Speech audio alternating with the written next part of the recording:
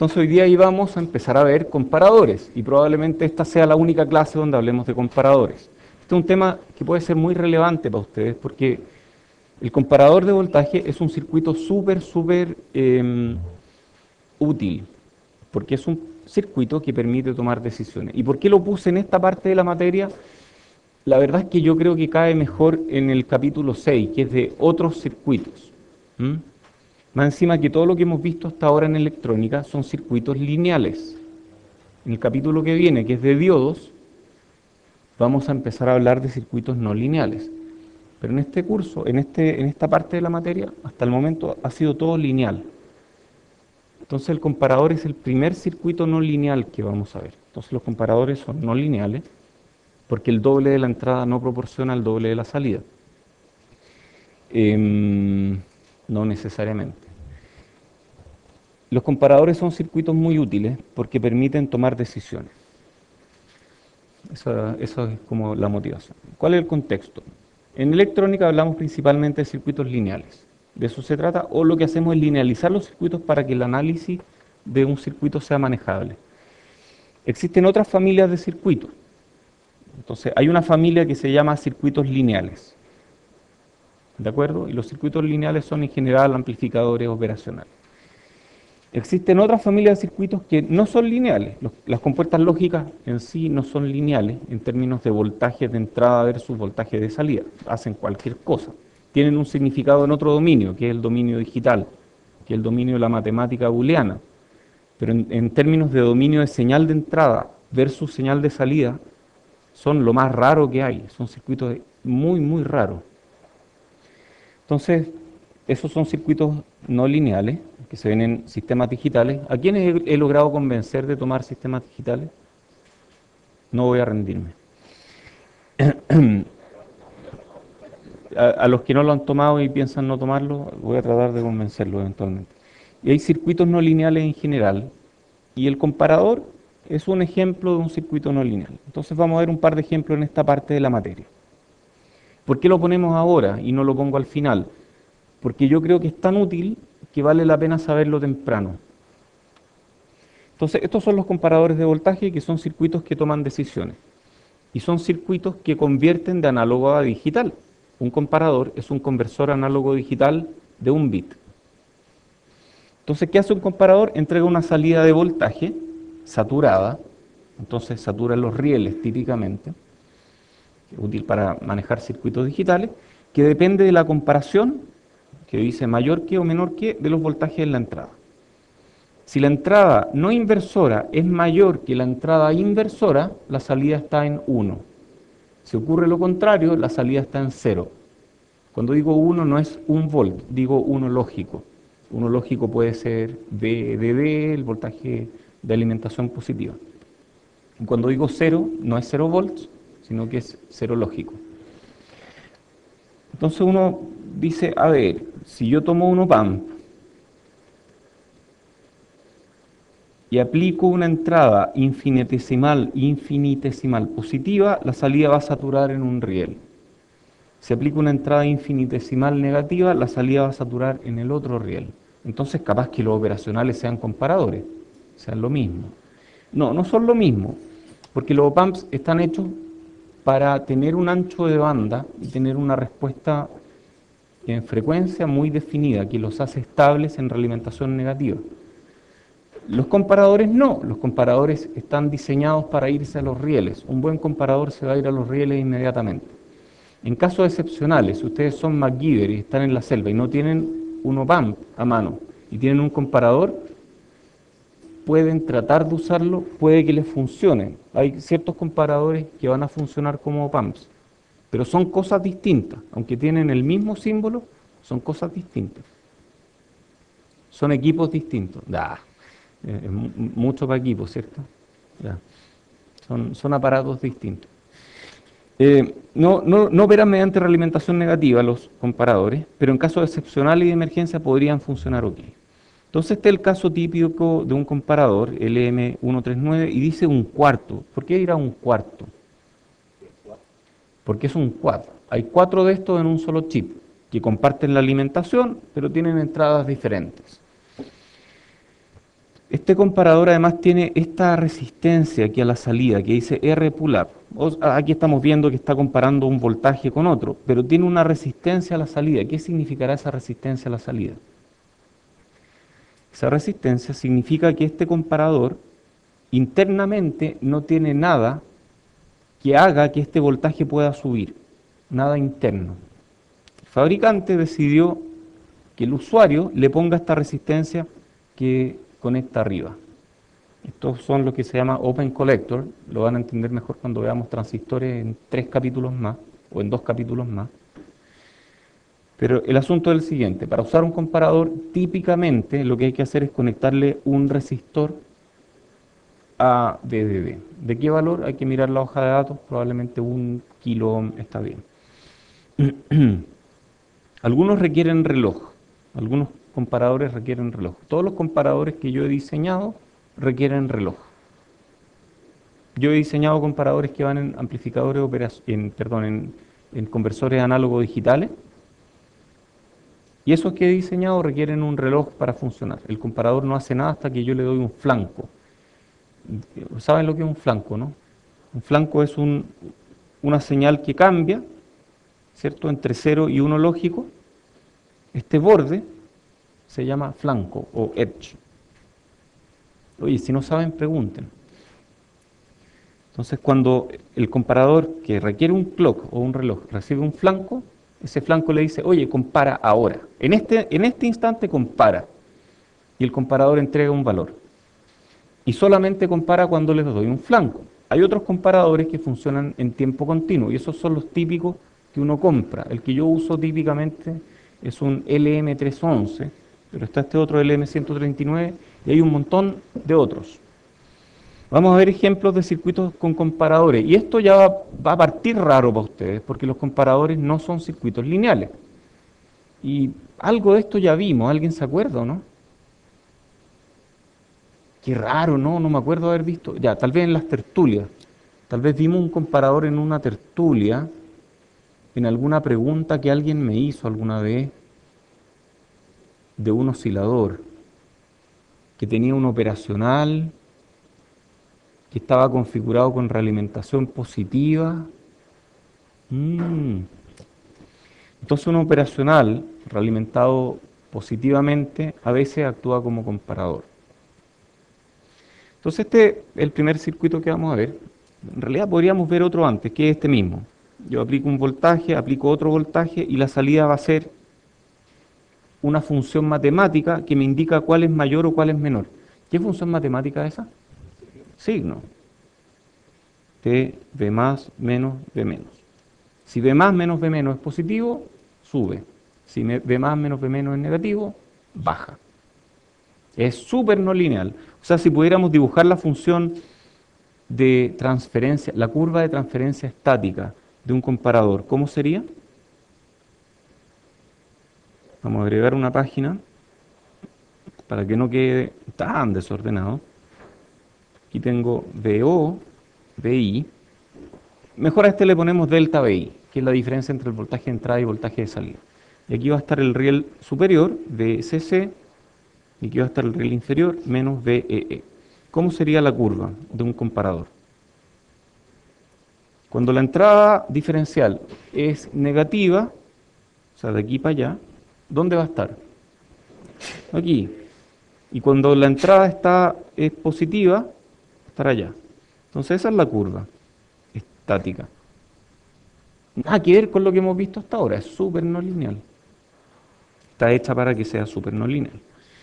Ya, veamos este circuito que es un comparador con histéresis, que también se llama disparador de Schmidt. Y tiene varios usos. Aquí está en esta nota de aplicación para que lo miren. Uno de los usos que tiene es debouncer. ¿Saben lo que es un debouncer? Debouncer. Exactamente. Cuando uno tiene un botón, este es el símbolo típico para un botón que uno pulsa, un pulsador. ¿Cómo se usan los botones? A ver, yo quiero que el botón me entregue un 1 cuando yo lo aprieto y un 0 cuando no lo estoy apretando. ¿Cómo hago eso con un botón? Lo conecto a un 1, A, B, CC, por ejemplo. Entonces cuando lo aprieto, esta es mi salida, cuando aprieto esto, me conecta a VCC, perfecto. Y cuando no lo estoy apretando, yo quiero que vaya a tierra, con una resistencia. ¿De qué valor? Bueno, habrá que calcularlo, pero 1 kilo está bien típicamente. Entonces cuando tengo esto abierto, el camino es hacia tierra, VO es tierra.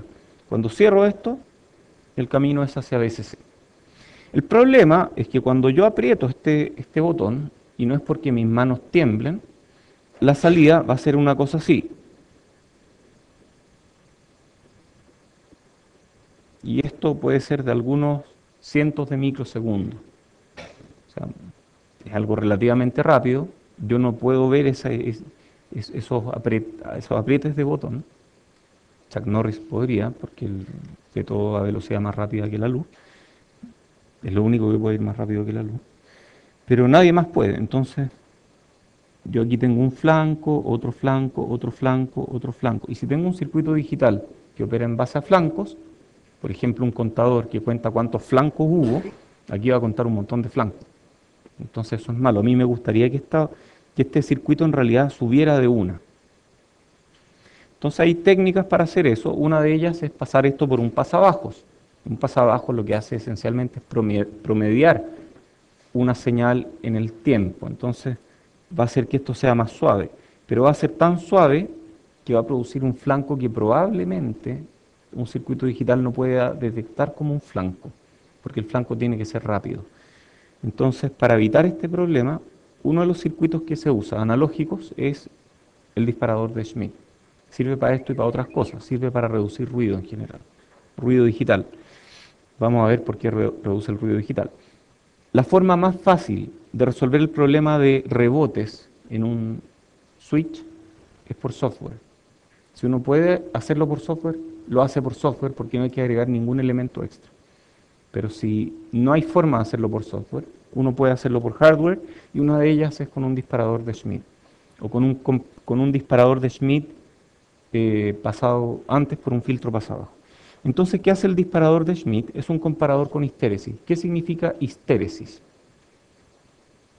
Esto es ingeniería, en ingeniería.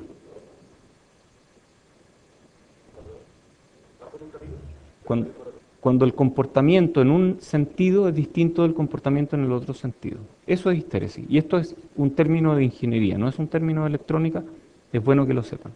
Entonces, ¿cómo funciona este disparador de Schmitt? Veamos. Chuta, no sé qué está pasando aquí, porque no sé cuánto es este voltaje, porque no sé cuánto es este voltaje, no cacho. A ver, cuando uno hace algún circuito con comparador y no tiene idea cuántos son los voltajes porque no sabe qué está haciendo, uno tiene que ponerse un supuesto. Y luego eso se comprueba el supuesto. Entonces vamos a tratar de hacer un supuesto. Nuevamente VI, VO.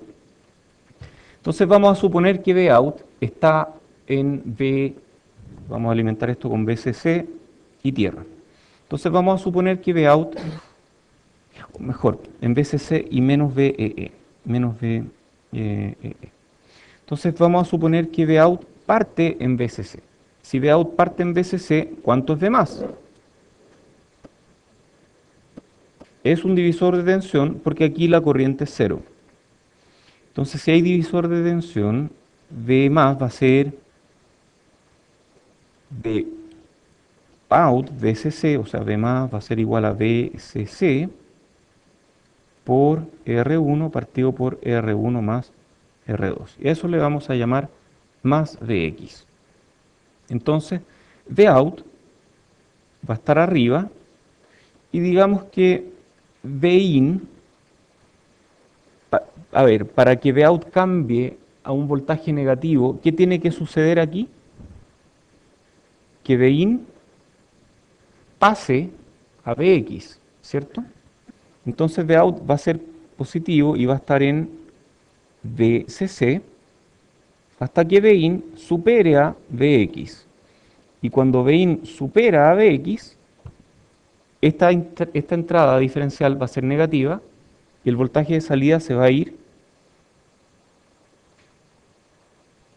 a menos VEE.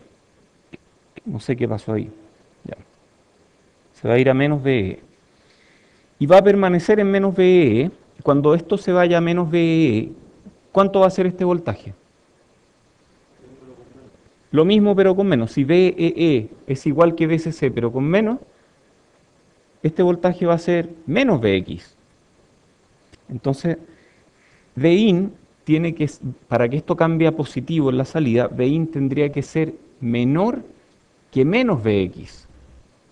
Entonces, si es mayor que menos Vx, creo que estoy corrido en una, menos Vx, si Vin es mayor que menos Vx, la salida va a seguir siendo negativa. Entonces Vin tiene que irse hasta menos Vx para que la salida cambie a positiva.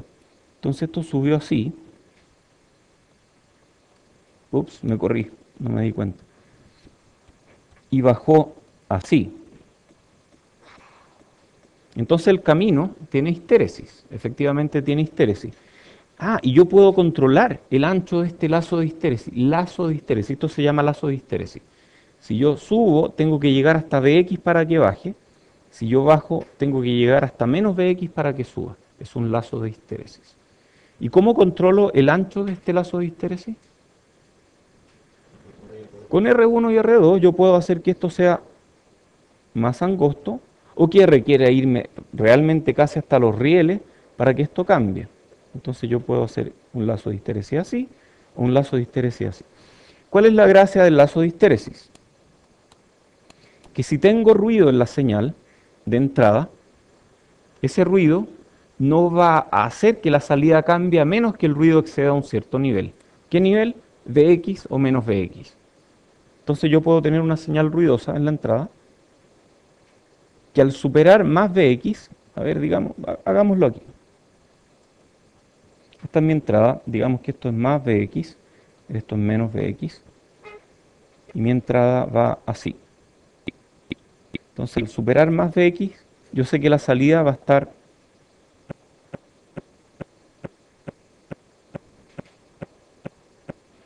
es súper difícil leer esa señal, pero mi lazo de histéresis me va a decir, mira, aquí la salida es cero.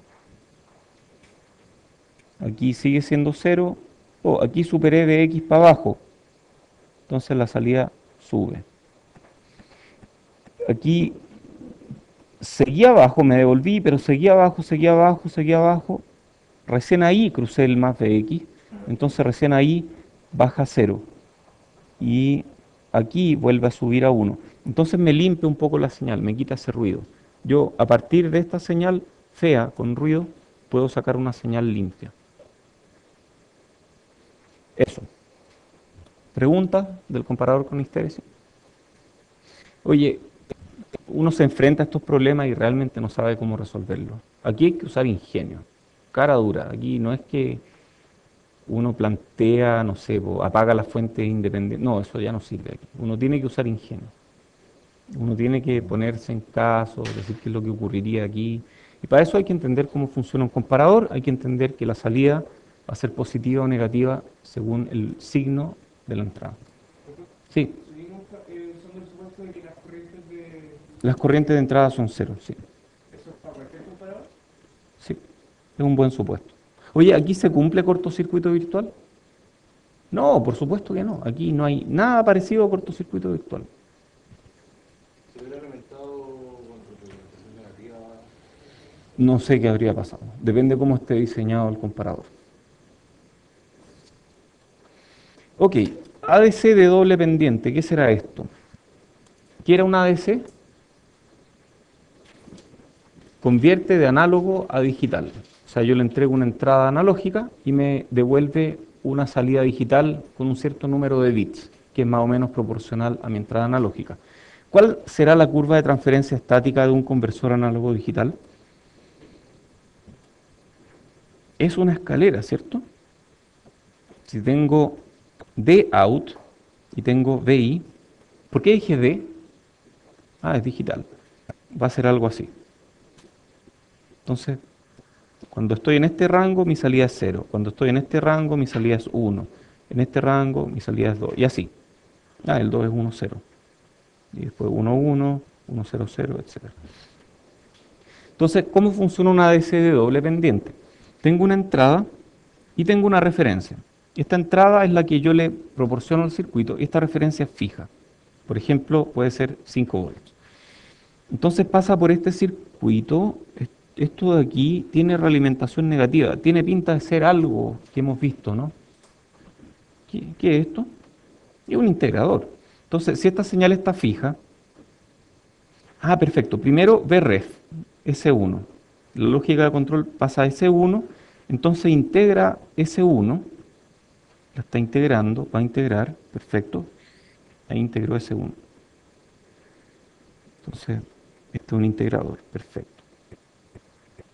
Y este comparador probablemente va a comparar con algún valor tierra, por ejemplo, si este es 0, va a comparar y va a decir, oh, ahí empezó a contar, o llegó a 0, o algo así. Y cuando compara con 0, después se devuelve, o algo así. Puede ser de esa forma, o puede ser de otra forma. Puede ser que parta en 0, que integro hacia arriba, por un tiempo predeterminado, y luego abro este switch, cierro este, y empiezo a integrar para el otro lado, porque BS puede tener el signo contrario a la referencia. Entonces, dependiendo del valor de BS, es cuánto me voy a demorar en el camino de vuelta. Y eso un contador lo cuenta y entrega un valor digital. Entonces, este tiempo de alguna forma va a ser proporcional al valor de mi entrada, o inversamente proporcional. ¿Y cómo determino yo cuándo llego a 0? Con un comparador. Ese comparador me compara con 0. ¿Hay preguntas?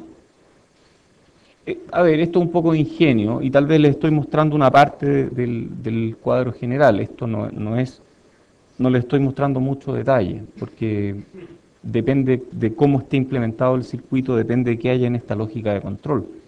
Pero en general funcionan de esa forma. Integran con una pendiente dada por Vref y luego integran de vuelta con otra pendiente dada por la entrada. Y esa pendiente es variable, por lo tanto, el momento en el que llego a tierra va a depender de la entrada. Y si yo cuento cuántos ciclos de reloj hubo, yo puedo definir más o menos de qué tamaño fue mi entrada. Seguimos, comparador con dos umbrales. Oye, este circuito no puede ser más simple. Esta cosa rara es un transistor, después lo vamos a ver, como en 2 capítulos más. Pero por mientras quedémonos con esto. ¿Qué será esto que hay aquí?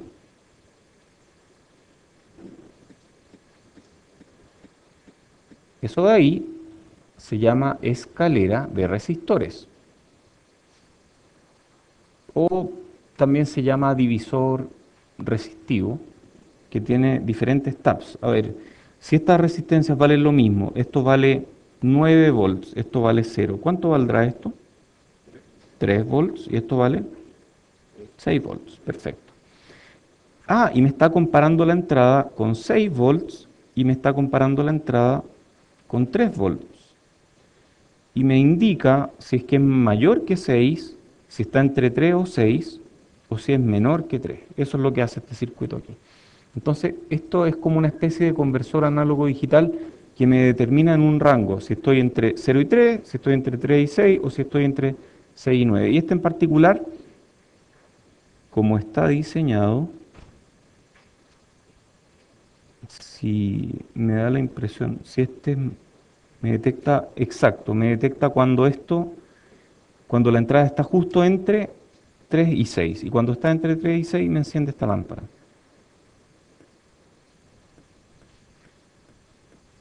Creo, a ver. Output devices of both be off. O al revés, puede que esté al revés, pero da lo mismo. Lo importante es entender cómo funciona y entender que esto de aquí es una escalera de resistores que entrega taps o derivaciones. ¿Sí?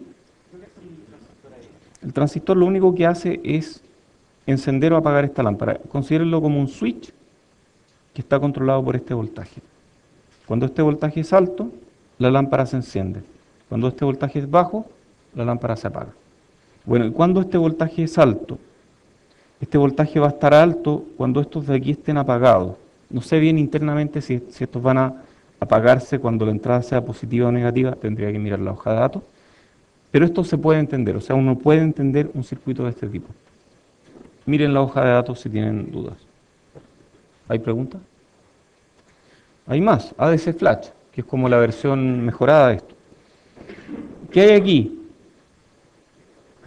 Una escalera de resistores con diferentes taps o derivaciones. Entonces la entrada se compara con estos diferentes taps y luego hay un codificador, que es un circuito digital, que toma estos de acá. Ah, perfecto. Entonces digamos que la entrada va a ser mayor que los que están abajo. Entonces estos van a dar un 1, 1, 0, 0, 0. Y si la entrada sube, va a ser así. Y si la entrada baja, va a ser así. Es como un termómetro, ¿se acuerdan de esos termómetros de mercurio? Donde el nivel de mercurio sube o baja con la temperatura. Aquí es lo mismo. Este código se llama codificación termómetro. Adivinen por qué. Y hay un codificador que convierte de termómetro a digital. Esto resulta ser un 1 digital, esto resulta ser un 2 digital, esto resulta ser un 3 digital y así. Hace la pega de convertirlo a digital y luego de eso ustedes tienen este conversor. Hace no mucho, un alumno de nosotros diseñó uno de estos chips, diseñó un conversor análogo digital flash y lo probó recién hace 2 semanas y le funcionó impecable el chip, el que mandó a diseñar, a fabricar. Fue a la fábrica, volvió y funcionó perfecto. Es un conversor análogo digital de 5 bits. No son muchos, es lo que le cupo en el chip. El chip es relativamente chico. Pero a lo que voy es que ese alumno hace 2 años estaba pasando por las mismas clases que ustedes y ahora está diseñando chips. Y él estaba orgulloso porque funcionó impecable. Uno veía, o sea, él después graficó esta curva y tal cual, o sea, se ve esto mismo. Igual choro. Ya. Los que resuenen con esto tal vez pueden pensarlo en irse al área electrónica. A los que realmente les da lo mismo lo que estoy diciendo, por favor no se vayan a electrónica, porque se van a hacer un mal ustedes y eso no es bueno. Tiene que gustarles la cuestión. Si no les gusta, pasen por este curso, terminen con este curso y no sigan más en esto. Pero si les gusta y les llama la atención, por favor continúen. Ya, ADC de aproximaciones sucesivas. Este otro tipo de conversor de datos. Hay varias familias de conversores análogos digitales. Este de aquí se llama Flash, porque entrega la salida en forma instantánea, entrega todos los bits juntos. Este otro de aproximaciones sucesivas va entregando bit por bit. Primero entrega el bit más significativo, pasa al siguiente y así con cada ciclo de reloj va hacia el bit menos significativo. ¿Cómo funciona esto? Tiene un voltaje de entrada y tiene un DAC. ¿Qué es un DAC? Un conversor digital análogo que me entrega, yo le entrego una referencia digital, esta es referencia analógica. Yo le entrego un voltaje digital y me entrega un valor analógico. Entonces este es analógico y lo va comparando con BIN. Y hay un circuito. ¿Qué será este circuito que está aquí? Eso es un comparador. Y este es el comparador, que compara si el voltaje analógico generado por el DAC es mayor o es menor que mi entrada. Ah, entonces esto de aquí es como adivinar. Entonces, adivina este número. Estoy pensando en un número, adivina. No, un momento, dime un número. No, estáis más abajo. Estáis más arriba. Entonces así, uno por adivinanza va tendiendo a la referencia. Esa es más o menos la idea. ¿Y cuál es la forma más eficiente? Cuando uno no tiene ni la más idea de cuál es el valor de entrada. La mitad, empezar a ajustar entre las mitades. Exactamente, eso es lo que hace este circuito. Entonces, parte con una aproximación, y vamos a llamarle, ¿cómo le llamamos? En inglés se llama guess. ¿Cómo se llama en español eso? Es como pero más que adivinar, es como un supuesto. ¿Ya? Entonces, este es el número supuesto. ¿Es mayor o es menor? Mayor, menor, y así va tendiendo a la referencia. Entonces funciona de esta forma. Esta es mi entrada. Y, y en realidad no funciona exactamente como está aquí. Este que estoy plantando aquí funciona distinto. En realidad lo que hace es restarle a la entrada el valor del DAC. Y lo que le entra al comparador es la diferencia entre lo que la señal de entrada y lo que yo creo que es la entrada. Entonces, primero le entra un 5. Si 5 es mayor que 0, valor digital es un 1. Siguiente paso, bajo en 8, 16 dividido por 2, 8. Entonces bajo en 8. 5 menos 8, 3. Menos 3. Menos 3 es mayor o es menor que 0. Es menor que 0, entonces la salida es un 0. Ese 0 va para allá. Siguiente paso, ya tengo un 1, tengo un 0. ¿Es mayor o es menor que 0? Mayor que 0, perfecto. Si es mayor que 0, entonces la siguiente salida es un 1. Y al ser mayor que 0 yo tengo que devolverme hacia abajo. Y me devuelvo con la mitad. O sea, esta caída fue de 8, esta subida es de 4, esta bajada es de 2, y ahí termino. La salida de un 0. Entonces, finalmente tendí al valor final 1, 0, 1, 0. Saqué un valor digital bit por bit. Esto es un conversor análogo digital de aproximaciones sucesivas. Esto se aprende en 3.4, 4.3. Este otro curso que hay donde uno aprende todas las configuraciones de conversores de datos. Y uno después de esto puede diseñar un conversor de datos, mandarlo a fabricar y probarlo. Y ahí es cuando uno dice, yo ya casi soy un ingeniero. Oye, a todo esto, ustedes se están convirtiendo en ingenieros en este momento. Y cuando ustedes se gradúen, en el momento en que ustedes les den el diploma, no van a escuchar voces, espero, no van a sentir nada especial, aparte de por fin terminé esta cuestión, no van a recibir ningún poder especial. Yo cruzaba los dedos porque, no sé, pues en el momento en que me concedieran el título de ingeniero, esto fuera una especie de cofradía, en que yo me vuelvo capaz de controlar a los electrones con la mente. Entonces, por eso es que los profesores, cuando se acercan a un experimento, el experimento deja de funcionar, hay como un campo de profesorado en torno al profesor que hace que el circuito deje de funcionar. Eso ocurre, pero nadie sabe por qué. Yo pensaba que era porque el profesor tenía un talento especial de control de electrones, que le fue concedido cuando se graduó. No, eso no es verdad. Uno no aprende a controlar electrones. Yo me electrocuto igual que todos ustedes. Mi última electrocución fue hace 2 años. Pasé susto. Me dolió mucho. Hay que tener siempre mucho respeto por la electricidad. Entonces, el asunto es que ustedes están aprendiendo hoy día. Y hoy día ustedes se están convirtiendo en ingenieros. Y no se están dando cuenta porque es un proceso gradual. Pero va a llegar un momento en el que ustedes van a poder dar ese paso extra, que significa diseñar un circuito, probarlo y ver que funciona. Y ahí ustedes se van a sentir como ingenieros. Ya, eso. Este otro es un generador de onda cuadrada, y creo que no vale la pena hablar de esto, porque ya lo vimos en una tertulia. Pero esencialmente aquí hay un comparador. Este comparador va a entregar un voltaje que es o VCC o tierra. Entonces va a estar pegado en VCC o en tierra. Cuando está pegado en VCC, este divisor, que tiene una resistencia y una capacitancia, va a hacer que este voltaje crezca hasta VCC con una constante de tiempo dada por RC. Entonces va a subir. Y cuando ese comparador llegue a este VA1, que está dado por este divisor resistivo, ¿se dan cuenta, no? Tengo VO, aquí está VA1. Si VO es VCC, aquí tengo VA1. Cuando este voltaje supere este voltaje de acá, la salida va a caer rápidamente y este se va a ir a 0. Y cuando este se va a 0, voy a empezar a cargar justo para el otro lado este capacitor. Entonces se va a empezar a descargar y cuando llegue hasta este otro voltaje, vuelve a subir, vuelve a bajar y esto oscila. Ninguna magia, uno puede entender todos los detalles de este circuito, uno puede entender exactamente cómo funciona y con eso uno puede diseñar un oscilador. Generador de funciones, wow, esto es distinto. A ver, ¿qué hace esta cosa?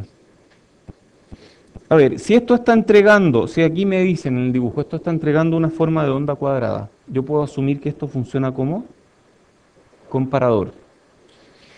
Esto otro de aquí me está entregando una onda triangular.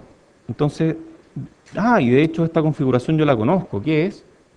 Un integrador. Entonces, perfecto. Este integra esto que está acá. Si esto es positivo, esto va a integrar para abajo. Y si este es negativo, este va a integrar para arriba. Y si este es positivo, este va a integrar para abajo. Y si este es negativo, perfecto, ahí tengo la onda triangular. Súper bien. ¿Y cómo sabe esta cosa cuándo cambiarse? ¿Cuándo cambiar de positivo a negativo? Esto es un comparador. Entonces yo comparo esta salida pasada por este divisor con esta entrada, y cuando excede un cierto valor se devuelve a cero, y cuando pasa por debajo de ese valor sube a 1.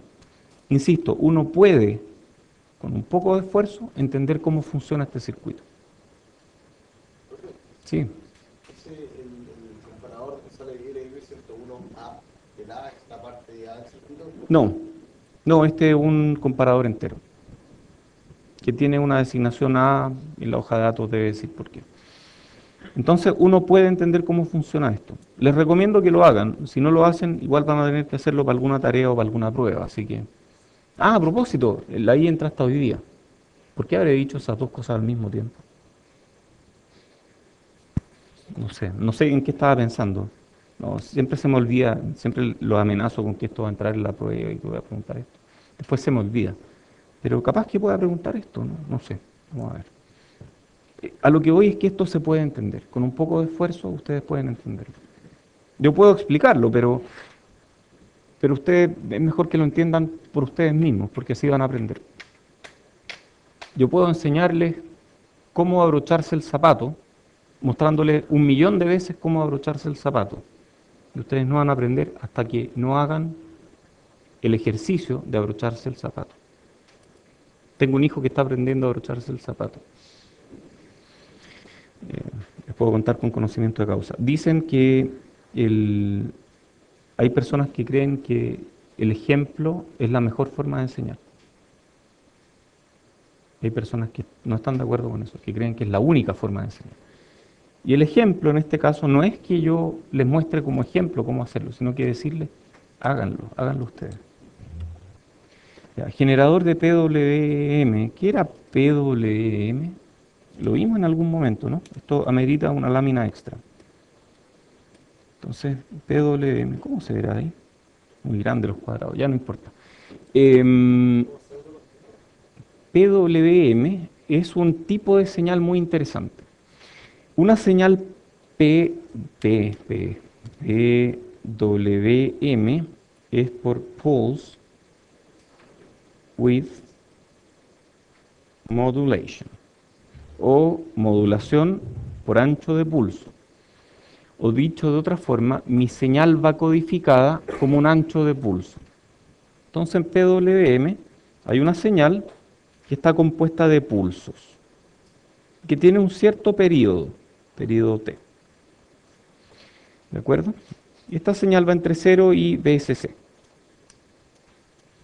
Entonces, si mi señal es pequeñita, mi señal va a ser así.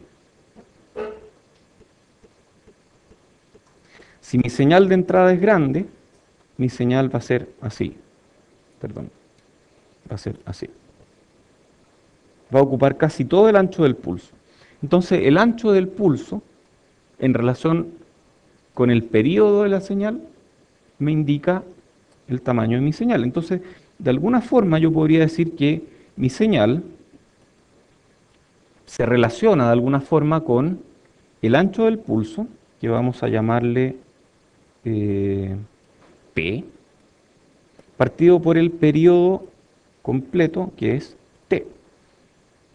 ¿Qué valores puede tomar esto? Entre 0 y 1.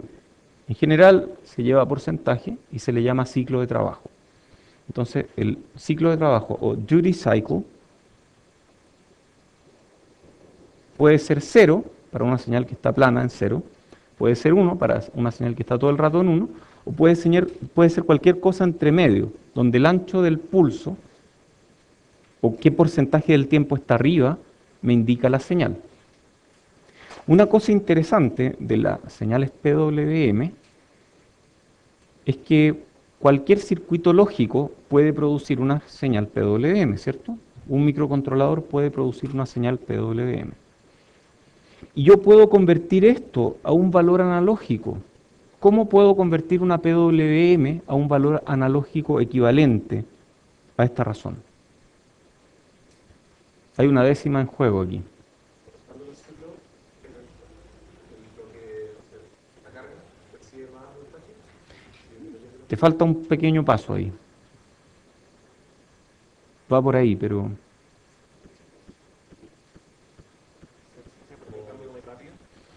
no. Comparando, no va por ahí. si el cambio es muy rápido, al final de la carga ve el promedio de la señal. Del promedio, Por ejemplo, si tengo un motorcito que funciona a 5 volts solamente ¿ya? y yo lo alimento con 3 volts, Estáis casi ahí. o un LED. Yo he hecho eso con LED. Sí, y tú puedes ver que se enciende más fuerte o más débil, porque hay un paso entre medio que te está faltando ahí, que lo hace tu ojo. ¿No? No, ya perdieron la décima. Un filtro pasa abajo. Si uno pasa esta señal PWM por un filtro pasa abajo, la salida va a parecerse más a BSC cuando el ciclo de trabajo es grande y va a parecerse más a cero cuando el ciclo de trabajo es cero. Y cuando yo le doy justo le doy un ciclo de trabajo de un 50%, paso esto por un pasabajo y el valor de C, el pasabajo me entrega algo que es como el valor de C. Eso es lo que yo necesito, el valor de C. El valor de C de esta señal es proporcional a P partido por T. ¿Y quién me entrega el valor de C? Un pasabajo. Entonces, si pasan esta señal por un pasabajo, convierten de pulsos digitales, donde la información va codificada en el ancho de pulso, a una señal analógica. O sea, están convirtiendo de digital a análogo, es como un DAC. De hecho, esta es buena. Ustedes pueden tener un circuito totalmente digital que, por ejemplo, genere a la salida una PWM que esté codificando audio. Luego esa ustedes la pasan por un filtro más abajo, la alimentan a un parlante y se escucha. Pueden escuchar voz a partir de puros pulsitos. Eso es bueno. Entonces, ¿cómo genero PWM con un comparador? Esta es la forma de hacerlo, esta es una forma de hacerlo. Entonces, variando algunas de estas resistencias, ustedes pueden cambiar el ciclo de trabajo. ¿Cuál es exactamente? No lo sé, no he analizado este circuito con cuidado, pero pueden mirarlo en esta hoja de datos, esta nota de aplicación. Y wow, estamos llegando al final del capítulo. Entonces vimos en este capítulo operacionales ideales, vimos terminales, varios, ¿cierto? Vimos qué terminales tiene, terminal de entrada, entrada inversora, entrada no inversora, salida, vimos que se alimenta con un voltaje positivo y uno negativo, vimos realimentación negativa como la forma de reducir la ganancia de este amplificador en lazo abierto, dejándola fija en un valor ratiométrico. ¿Qué era ratiométrico? Que depende de la razón entre dos parámetros que pueden cambiar simultáneamente. Entonces no depende de esos cambios. Vemos que además la realimentación negativa produce un aumento en el ancho de banda y tiene otras gracias también. Vimos algunos circuitos con op-amps, vimos un levitador magnético. Una buena parte de ese levitador ustedes ya pueden entender cómo funciona. Créanme, con lo que ya saben pueden entender la mayor parte de lo que hay en ese levitador. Vimos amplificador inversor, no inversor, integrador, sumador, restador, derivador, etcétera. Vimos muchos circuitos y vamos a seguir viendo más cuando metamos elementos no lineales. Vimos el op-amp real, aunque aquí quedé al debe un poco. Después les voy a contar por qué. Vimos algunas no idealidades. Vimos el producto ganancia ancho de banda finito y que curiosamente se mantiene cuando lo polarizamos con configuración no inversora. En configuración inversora, esto se mantiene también, pero es más difícil de ver. En la tarea lo van a tener que hacer. Vimos saturación en los rieles o antes de los rieles. Vimos el concepto de slew rate. Vimos el desnivel o ese offset que molesta.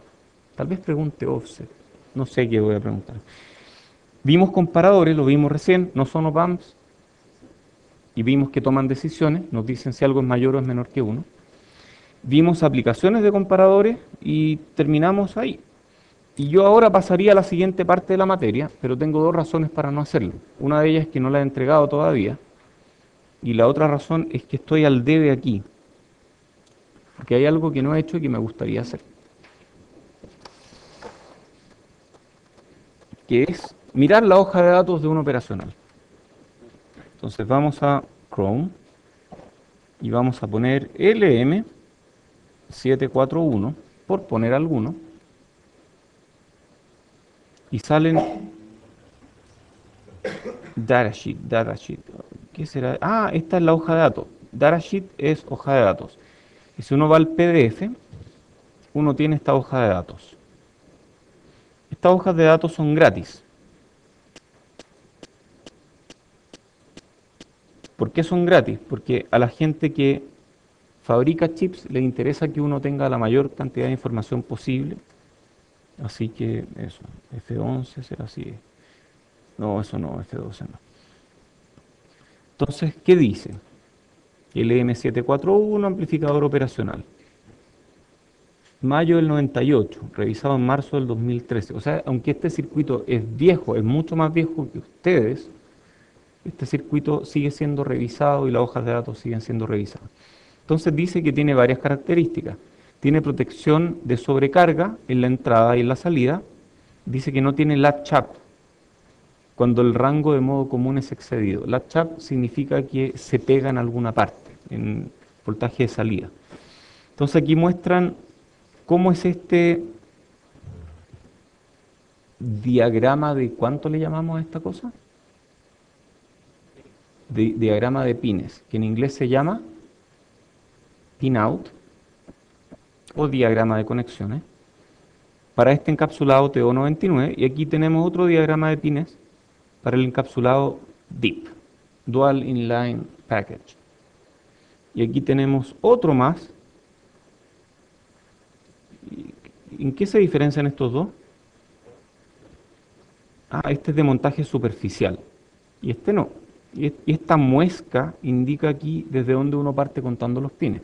1, 2, 3, 4, se da la vuelta, 5, 6, 7, 8. De acuerdo, contrario a los punteros del reloj, o manecillas del reloj. Entonces tenemos entrada inversora, entrada no inversora, V menos, ¿qué será V menos? La alimentación negativa, V más y salida. Luego tenemos NC, que es un pin que no se conecta, non-connect o non-connection. Y luego tenemos pines de offset null. Oye, qué choro esto del diagrama este, diagrama de pines. Uno se siente realmente ingeniero, en mi opinión, cuando uno le dice al fabricante, oye, este es el diagrama de pines que yo quiero para mi chip. Por favor, hazle el wire bonding de esta forma. Eso sí que es choro. Cuando un alumno entrega su diagrama de pines, pone el chip al medio, dice yo quiero que el pin 1 sea esto, el pin 2 sea esto, y me sobraron pines, ponle a este un NC. O no, hagamos 2 tierras para que tenga menor inductancia, perfecto. Eso uno lo puede hacer. Ustedes en 2 años más van a estar diseñando chips, si quieren. Ya, después, ¿qué más? ¿Cómo anular offset? Una resistencia entre estas 2 patitas de offset null al voltaje negativo. Esto es un potenciómetro y este potenciómetro me regula el offset. 1, 2, 3, 4, 5, 6, 7, 8, 9, 10, 11, 12, 13, 14, 15, 16, 20, 21, 22, 23. Estamos. Qué bueno que llegaste, Gabriel. Yo les dije, esta hora es pésima, pero es peor después del almuerzo. Ahí también uno se queda dormido, pero en la clase. Ya, entonces aquí dice, voltaje de alimentación, ¿cuánto dice? Más menos 22 volts. Wow, o sea, uno puede poner más 22 menos 22. Buen voltaje. Ah, y sale para diferentes LM741A, LM741 solito o LM741C. Entonces ahí está la A que tú preguntabas para el otro comparador, ¿cierto? Es una designación porque hay diferentes especificaciones. Tiene disipación de potencia de 500 miliwatts. O sea, si uno lo enchufa, esta cosa a lo más va a poder disipar 500 miliwatts. Fíjense que esta tabla dice Absolute Maximum Ratings. ¿Qué significará eso? Típico, la primera tabla en una hoja de datos de un chip dice los valores máximos que puede tolerar el chip antes de destruirse por completo. Entonces esto de aquí es lo que ustedes deberían tratar de no exceder por ninguna razón. Entonces esta cosa va a disipar medio watt máximo, típicamente mucho menos. Voltaje diferencial de entrada, por favor no le metan más de 30 volts ni menos de menos 30, eso es lo que está diciendo aquí. Voltaje de entrada de cada patita, ojalá no sea más o menos de 15 volts. ¿Yo con más o menos 15 puedo generar un voltaje diferencial de más o menos 30? Sí, si la entrada no inversora está en 15 y la entrada inversora está en menos 15, el voltaje diferencial de entrada es 30. Y si están justo al revés, el voltaje diferencial de entrada es menos 30, ¿cierto? Aquí dice, y esta es una característica de este diseño en particular, que la duración de un cortocircuito de salida puede ser infinito. O sea, yo puedo cortocircuitar la salida a tierra y el chip no se va a quemar. Dice que opera entre menos 55 y 125 grados y este opera entre 0 y 70 grados. Ok, hay algunos que tienen características militares, hay otros que tienen características industriales o comerciales. Después está este otro de temperatura para almacenarlo, entre menos 65 y 150 grados. Aguanta harto, ¿ah? O sea, esta cosa puede estar hirviendo y va a funcionar igual. De hecho, a veces hay chips que se echan a perder y si uno los calienta mucho, puede que se mejoren. Si uno, por ejemplo, lo irradia con radiación ionizante, por ejemplo, ¿han llevado un chip al espacio alguna vez? Hay radiación ionizante o lo han metido dentro de un reactor nuclear y los chips se echan a perder. El efecto está súper estudiado y algo de eso mejora cuando uno los calienta, porque los defectos producidos por la radiación ionizante tienden a mejorarse en parte cuando uno hace ese proceso. Y de hecho hasta tiene un nombre en inglés, se llama annealing. En español no tiene nombre porque no tenemos industria microelectrónica, pero algún día lo vamos a tener. Pero ya. Temperatura de la unión. Después van a saber lo que es unión. Esto tiene que ver con cómo soldarlo. Entonces dice que aguanta 260 grados a 10 segundos. La soldadura basada en plomo, ¿a qué temperatura más o menos se fusiona? ¿Cuánto? No, tú pones el cautín en 300, pero la fusión ocurre mucho antes. ¿Mm? Es bueno acordarse de este número, yo ni me acuerdo, pero no, es como 184 grados parece. Es arriba de 180. Es caliente, es súper, súper caliente. Entonces esto aguanta más de los 184 grados por 10 segundos. Y el encapsulado, este otro encapsulado aguanta hasta 300 grados por 10 segundos. Típicamente uno en menos de 10 segundos ya lo tiene soldado. Chuck Norris puede soldar un chip con un cautín oxidado y sin enchufarlo. Ya, vapor phase, 60 segundos. Esto es cuando se usa de montaje superficial. Y con infrarrojo, 15 segundos. ESD, tolerancia a ESD. ¿Qué es ESD? Apréndanse esta sigla, va a ser útil en el futuro. ESD es Electrostatic Discharge. Por último, les sirve para un domingo en la tarde, cuando el pariente llega y dice, oye, me compré este celular y tiene un chip que dice ESD no sé cuánto. ¿Alguien sabe? Yo sé ESD, descarga electrostática. Sí, es cuánto aguanta de descarga electrostática. ¿Por qué? No tengo idea, no he llegado a esa materia en electrónica todavía, pero ya la voy a ver. Entonces aguanta hasta 400 volts de descarga electrostática. Ok, y después vienen otros parámetros que dicen voltaje de entrada de... ¿Qué es eso? Offset. ¿Les gusta la flecha roja, no? Sí, igual es buena para esto. De offset. ¿Qué era offset? Desnivel. Típicamente es 0,8 milivolts. Puede ser hasta máximo. El fabricante dice, ya, no va a llegar más allá de 3. ¿Cuánto es lo mínimo? No dicen. Pero lo máximo va a ser 3 volts. Y para este rango de temperatura y esta resistencia, ¿Qué será RS? Probable, no lo sé, la verdad no sé qué será. Habría que ver cuáles son las condiciones de prueba. No sé.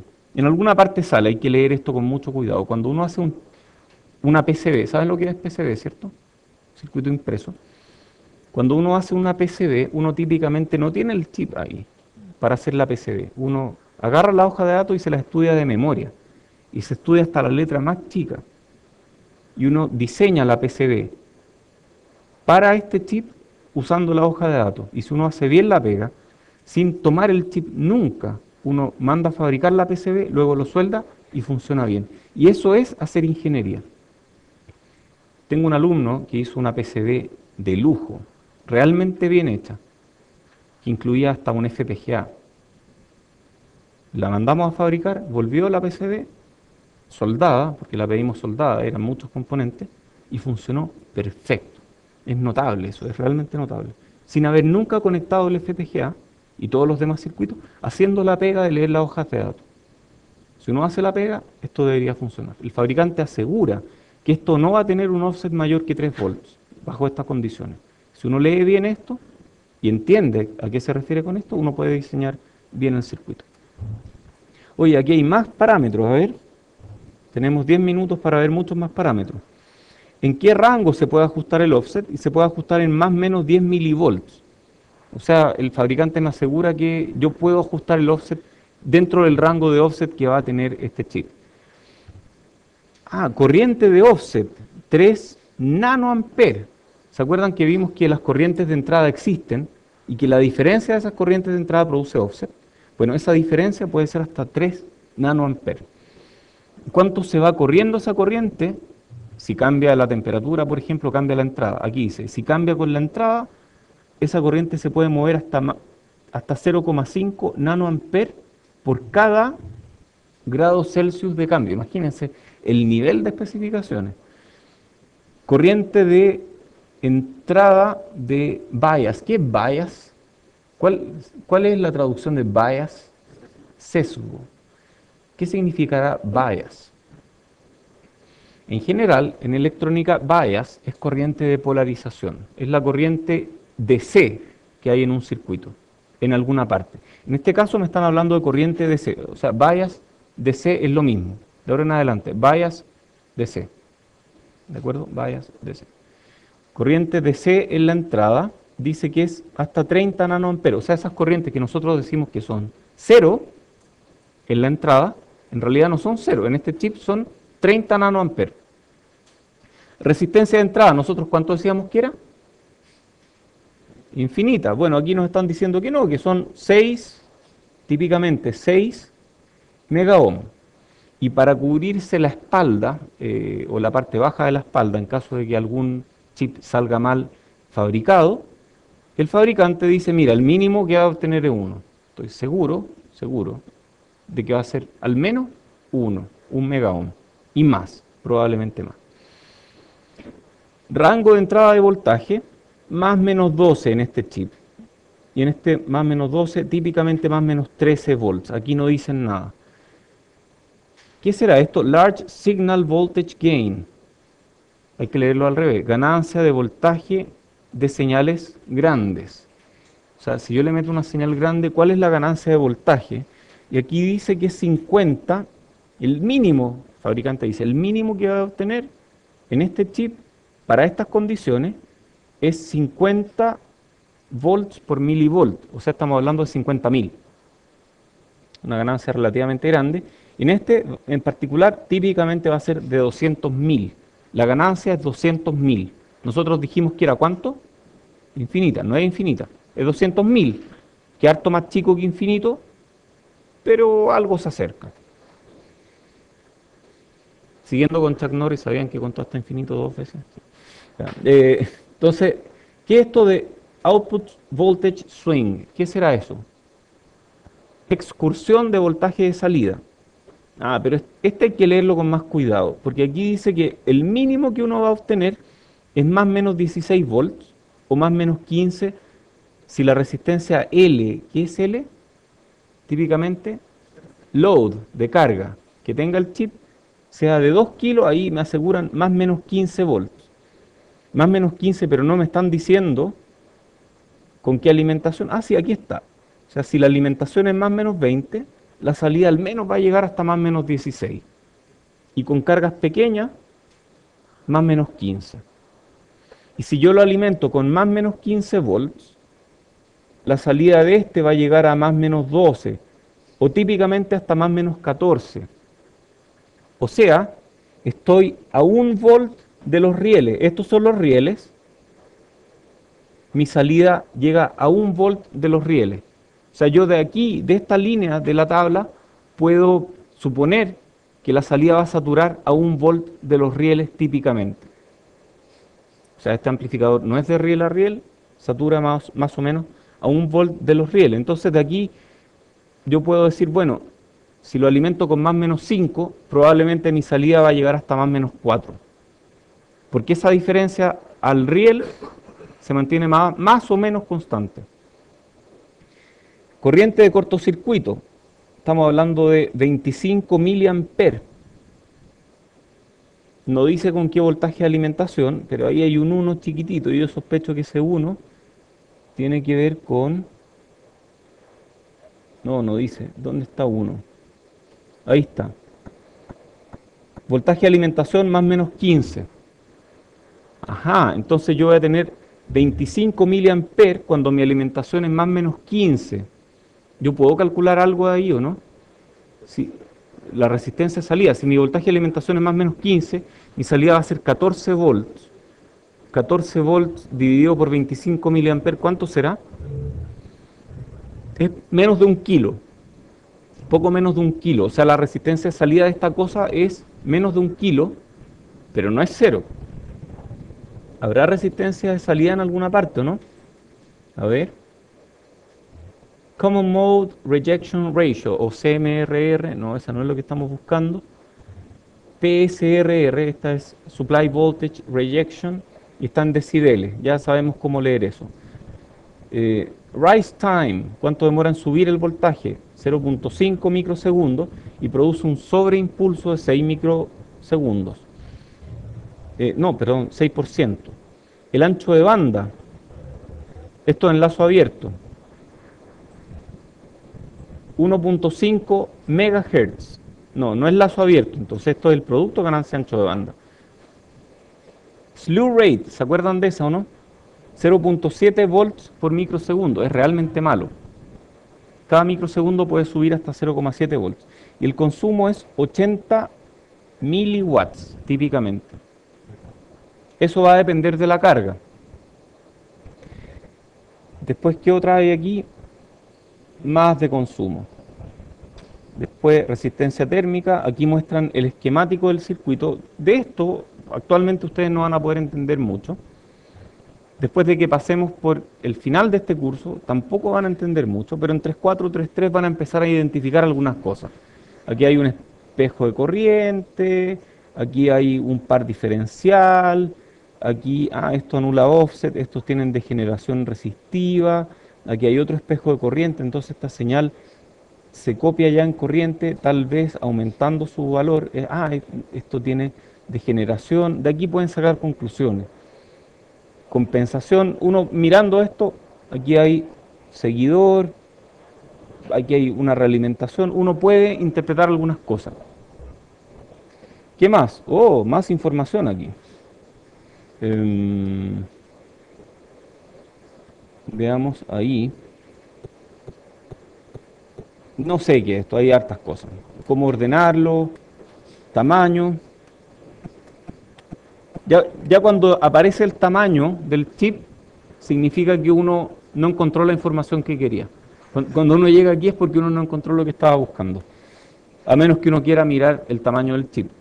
Y aquí dicen 0.1. ¿0.1 qué? Pulgada, esto está en pulgadas. Esto típicamente 0.1 pulgadas, o 100 milésimas de pulgada, o 100 mils, que es el estándar del pitch entre patas para un encapsulado DIP. ¿Qué es el pitch?